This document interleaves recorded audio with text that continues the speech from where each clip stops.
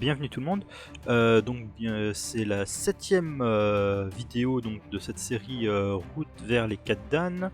Au début je pensais que j'allais pas jouer aujourd'hui, dimanche. Je pensais que j'allais me prendre une journée entre guillemets de repos parce que j'allais streamer le tournoi des moins de 18 FESA, où d'ailleurs le joueur français a fait des très bonnes parties, c'était très bien. Mais je me suis trompé dans les heures, donc je me suis réveillé un peu trop tôt, et du coup j'ai pu quand même jouer une petite partie avant le début du tournoi. Donc début de partie, je joue un joueur qui... Ouais, il avait quasiment le même elo que moi, je crois, un tout petit peu plus peut-être, mais pas beaucoup. Et je suis Gauthier, donc mon adversaire commence par la traditionnelle ouverture de la diagonale du fou. Moi j'ai répondu pareil, et là il m'a joué ce qu'on appelle la tour 3ème, donc la Quick Ishida. J'ai plusieurs manières. Moi, si je joue une tour 3, je peux faire la même chose par exemple. Les choses que je ne peux pas faire, c'est tour centrale par exemple, ou bouger la tour directement. Ce serait pas très bien parce que tout simplement il pourrait prendre et puis me faire une fourchette. Et l'idée en fait surtout de ce coup là, c'est que normalement s'il avait bougé la tour 3 directement, j'aurais pu prendre la prise, et il y avait ce coup là qui faisait une fourchette. Donc en fait on est obligé de jouer, si on veut jouer la tour en 3ème, de jouer ce coup là de suite parce que la fourchette ne fonctionne pas. Alors là j'ai joué moi mon coup, hop, j'ai joué mon coup qui est ce coup là, et là maintenant après cette tour 3, si jamais je décide de prendre le pion, enfin d'échanger les fous et de gagner un pion, mon adversaire a ce coup là parce que cette case là est libre, et il défend son pion et il attaque ce pion là en même temps, donc ma fourchette ne marche pas.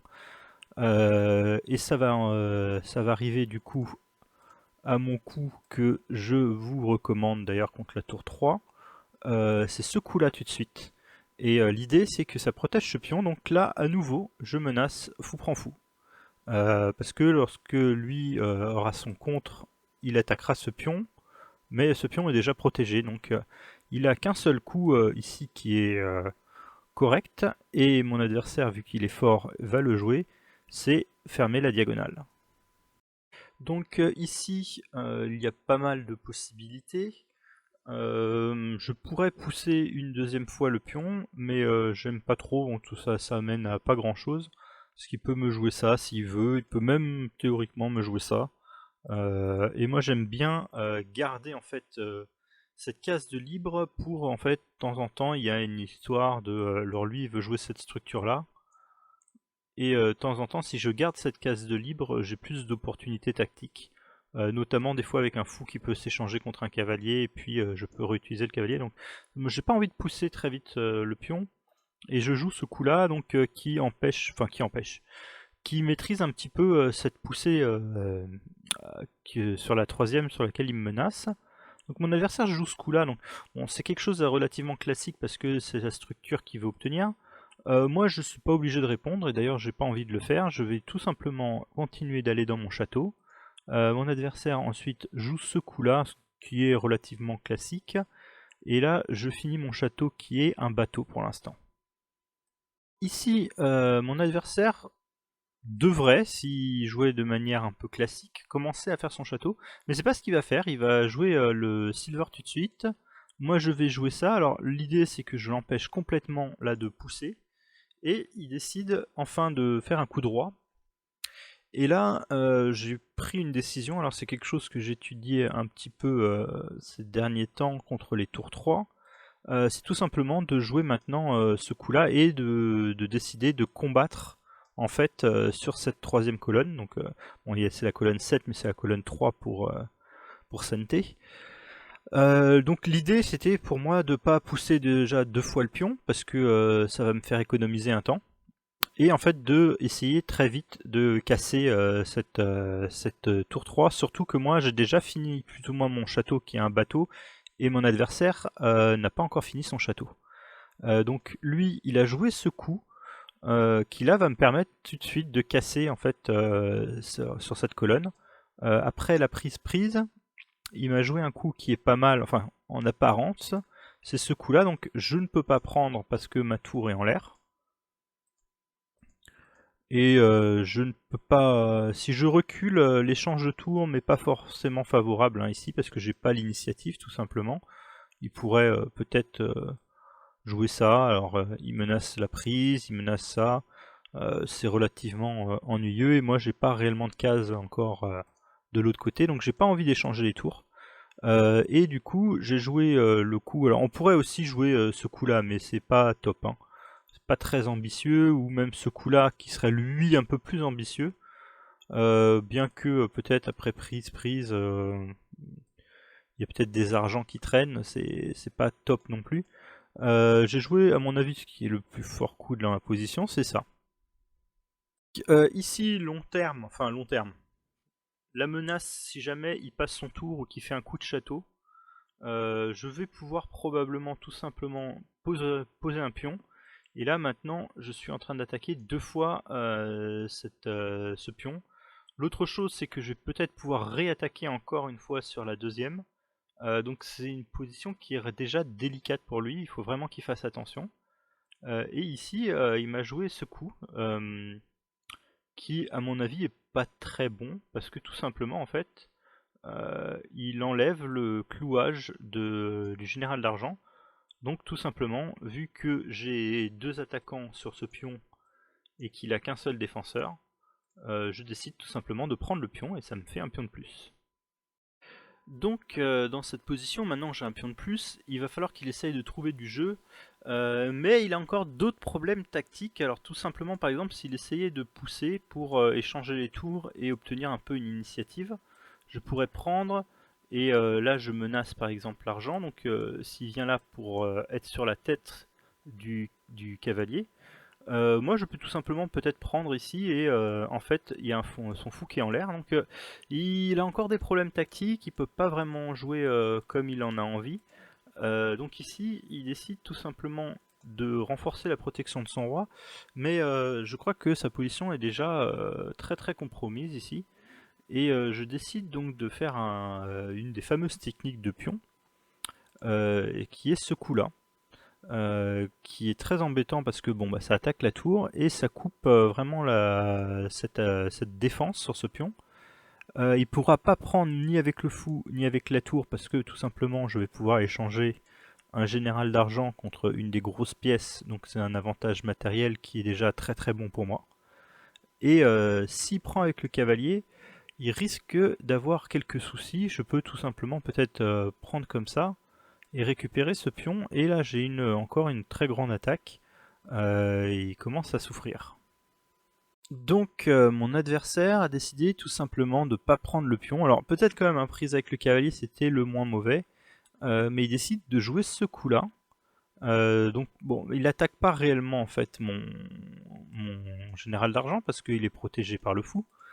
Et moi, je décide de jouer ce coup, avec donc l'idée tout simplement que s'il prend, je peux prendre là, je menace ça, et je menace aussi de faire un token. Donc la position est déjà catastrophique s'il prend. Donc mon adversaire a décidé de reculer, mais j'ai quand même pris le pion. Donc ça me fait un pion de plus, encore, alors que j'avais déjà un pion.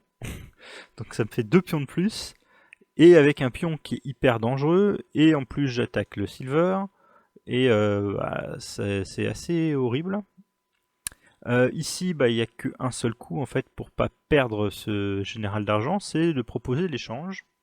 Alors j'ai pris tout de suite, et ici au début j'ai pensé bah, tout simplement de faire token en me disant bah, ça va être pas mal, c'est un token, et même bon, s'il peut peut-être essayer de trouver un peu de jeu, mais j'ai un token, je vais probablement pouvoir attaquer son camp, et peut-être ma tour en plus a peut-être plus de chances de rentrer que la sienne, mais il a un peu de jeu, peut-être qu'il pourrait parachuter là, etc. Et en fait, en réfléchissant pas très longtemps, je me suis rendu compte, mais j'ai un coup beaucoup plus fort que ça. C'est tout simplement général d'argent ici. Et en fait, j'empêche les fous de s'échanger, alors qu'à savoir que mon fou est beaucoup plus fort que le sien, parce qu'il contrôle déjà plus de cases. Et, c'est pas, et aussi parce qu'il il est soutenu en fait par tout un tas de pièces. Le sien, c'est une faiblesse en fait que j'essaie d'attaquer. Donc j'ai pas envie de l'échanger. Donc là, après ce coup-là, là je fais mon token et là c'est déjà la position est déjà foutue, je pense. Et mon adversaire va se battre encore un petit peu. Il a pris ici. Alors l'erreur ce serait de prendre la tour parce que je lui donnerais une occasion en fait de se développer et en plus d'attaquer. Donc ce que j'ai envie de prendre c'est bel et bien le fou. Et là je continue d'attaquer la tour. Alors mon adversaire est venu ici pour attaquer ce pion. J'ai profité de l'avantage matériel que j'ai donc du fou pour attaquer la tour et puis en plus défendre ce pion qu'il attaquait. Lui il est venu ici, alors ça me menace pas grand chose tout de suite. Effectivement, avec un général d'argent il va pouvoir faire fuir la tour, mais de toute façon la tour a plus ou moins envie de rentrer dans le camp adverse. Mais tout de suite j'ai décidé tout simplement de prendre le cavalier, parce que c'est une pièce de plus, ça fait une promotion du fou. Donc c'est très bien. Mon adversaire joue effectivement ce coup-là, donc il me force à aller sur la case que je veux directement aller. Là, il a pris effectivement ce pion. Mais en fait, c'est déjà. Alors, il y a deux choses qu'il faut faire pour évaluer les positions. C'est la position du roi, on va dire, au début. Et là, moi, je suis dans un bateau. Et lui, il lui manque un coup pour arriver dans un bateau. Donc, déjà, son château est inférieur. Et l'autre chose, c'est le matériel. Et là, matériellement, je suis déjà en avance d'une manière décisive. Donc je vais devoir essayer de détruire ce château assez vite parce que j'ai pas envie non plus de lui laisser prendre plein de pièces. Et puis moi j'ai pas réellement d'intérêt de mal placer en fait mes pièces. Et alors il y a plusieurs manières. Apparemment la manière la plus efficace, j'ai regardé, c'était ce coup-là qui attaque lui. Alors effectivement ça a l'air très fort parce qu'après un échec comme ça, il va devoir donner effectivement un général. C'est pas ce que j'ai joué. Moi, quand j'ai vu vite fait, je me suis dit, bah, que je sais pas, après ça, il pouvait peut-être mettre un général d'argent. Bon, après, ça donne quand même un général, donc la position va pas tenir très longtemps. Mais moi, j'ai fait quelque chose de plus simple, en fait, qui demandait moins de calcul. J'ai tout simplement ramené le token parce que c'est un pion promu que je veux échanger donc contre un général d'or. C'est le but, plus ou moins, de tout token en fait, hein. Si le token peut s'échanger contre un général du château, bah, il a fait plus que sa mission. Donc on est très content. Donc après ce coup-là, mon adversaire a joué tour prend. Et là j'ai décidé finalement de mettre le cavalier. Alors pour ne pas qu'il puisse en fait contrôler cette case. Donc ça attaque quand même le général d'or. Et je pense que là-dessus, alors là ici il a abandonné. Je pense que là-dessus j'aurais tout simplement joué ça. Et la position me paraît effectivement extrêmement compromise. Je pense qu'il peut abandonner ici effectivement.